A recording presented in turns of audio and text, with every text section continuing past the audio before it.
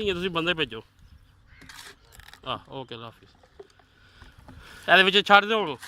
Hello ਛੱਡ ਦਿਓ ਹੁਣ, ਇੱਥੇ ਰਹਿਣ ਦਿਓ। ਅੱਛਾ ਤੁਹਾਨੂੰ ਪਰਸੋਂ ਮਨਾ ਕਿਹਾ, 3 ਦਿਨ ਮੈਂ ਤੁਹਾਨੂੰ ਮਨਾ ਕੀਤਾ। ਮੈਂ ਮਲਕ ਸਾਹਿਬ ਤੁਹਾਡੇ ਸਾਹਮਣੇ ਹੀ ਕਿਹੜਾ ਗਲਤ ਕੰਮ ਕਰਨੇ। ਇਹ ਗਲਤ ਕੰਮ ਨਹੀਂ ਹੈ। ਕੀ ਗਲਤ? ਇਹ ਜਿਹੜਾ ਕੰਮ ਜਿਹੜਾ ਲੱਗਿਆ ਗਲਤ ਕੰਮ ਨਹੀਂ ਹੈ। ਕਿ ਸਾਰੀ ਦੁਨੀਆ ਵੀ ਕਰਦੀ। ਕਿਹੜੀ? ਅੱਛਾ ਜੇ ਉਹ ਆਪਣਾ ਕਤਲ ਕਰਨ, ਤੁਸੀਂ ਵੀ ਕਤਲ ਕਰੋਗੇ। ਅਸੀਂ ਕਤਲ ਕਰਨ ਦਾ ਤੇ ਇਹ ਗਲਤ ਕੰਮ ਨਹੀਂ ਹੈ। ਕੀ ਪਕਾਰਨੇ? ਇਹ ਗਲਤ ਕੰਮ ਨਹੀਂ ਹੈ। ਕਿਹਦੀ ਕਿਹਦੀ ਚਰਬੀਆਂ ਦੇ ਵਿੱਚ ਕਿਹਦੀ ਕਦੀ ਚਰਬੀ ਜੇ ਕਿਹਦੀ ਚਰਬੀ ਆ ਦੱਸੋ।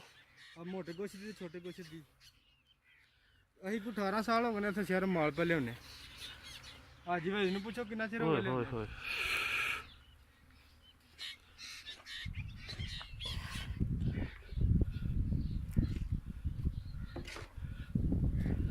ਯਾਰ ਆਖਿਆ ਰਹਿਣ ਦੇ, ਛੱਡ ਦੇ। ਇੱਕ ਵਾਰ ਕਹਿੰਦੇ ਛੱਡ ਦਿਓ ਬਸ।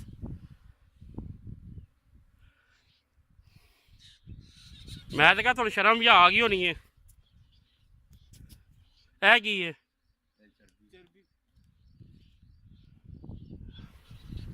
ਮਲਕ ਸਾਹਿਬ 18 ਸਾਲ ਹੋ ਗਏ ਨੇ ਸਾਨੂੰ ਇੱਥੇ ਕੰਮ ਤਾਂ ਕਰਦਾ, ਨਵੇਂ ਨਹੀਂ ਕਰਨ ਦਾ।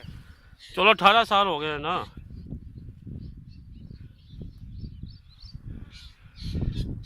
ਤੁਹਾਨੂੰ ਪਰਸੋਂ ਤੁਹਾਨੂੰ ਸਪੈਸ਼ਲ ਤੁਹਾਡਾ ਛਾਪਾ ਮਾਰ ਤੁਹਾਨੂੰ ਸਮਝਾ ਕੇ ਵੀ ਗਿਆ ਗੱਲ ਨੂੰ। ਹਾਂਜੀ ਤੇ ਤੁਹਾਡੇ ਸਾਹਮਣੇ ਤੁਸੀਂ ਮੰਨੇ ਹੋ ਇਸ ਗੱਲ ਨੂੰ? ਮੈਨੂੰ ਤੁਹਾਡੇ ਸਾਹਮਣੇ ਕੀ ਕੀਤਾ? ਤੇ ਇਹ ਕੀ ਜੇ ਵੀ ਦੱਸਣਾ ਕੀ ਕੀਤਾ ਤੁਹਾਨੂੰ ਪਤਾ? ਤੁਹਾਨੂੰ ਕਿਹਾ ਵੀ ਗੈਰ ਕਾਨੂੰਨੀ ਕੰਮ ਵਾਲਾ ਤੁਹਾਨੂੰ ਆਖਿਆ ਗਿਆ ਜਾਂ ਨਹੀਂ ਕਹਿ ਕੇ ਗਿਆ ਮੈਂ? ਤੇ ਫੇਰ ਕੀ ਤੁਸੀਂ ਲੱਗੇ ਹੋ ਕਰਾਉਣ? ਠੀਕ ਹੈ ਜਨਾਬ। ਸ਼ਨਾਖਤੀ ਕਾਰਡ ਕਿਹਦੇ ਕੋਲ ਹੈ? ਸ਼ਨਾਖਤੀ ਕਾਰਡ ਘਰ ਕਿਸੇ ਕੋਲ ਕੋਈ ਸ਼ਨਾਖਤੀ ਕਾਰਡ ਨਹੀਂ ਹੈ। ਨਹੀਂ ਇਹ ਵੀ ਪਰਚਾ ਹੋ ਜਾਣਾ ਜੇ। ਸ਼ਨਾਖਤੀ ਕਾਰਡ ਘਰ ਜੇ ਮੈਂ ਪਹਿਲਾਂ ਫੋਟੋ ਕਾਪੀ ਹੈ ਜੇਬ 'ਚ ਨਹੀਂ ਆ। ਕਿਹੜਾ ਸ਼ਹਿਰ ਬਾਹਰ ਸ਼ਹਿਰ ਦੇ ਭਾਈ ਤੁਹਾਡੇ ਕੋਲ ਹੈ? ਘਰ ਪਏ ਨਾ ਤੁਹਾਡੇ ਕੋਲ ਵੀ ਘਰ ਪਏ ਨੇ।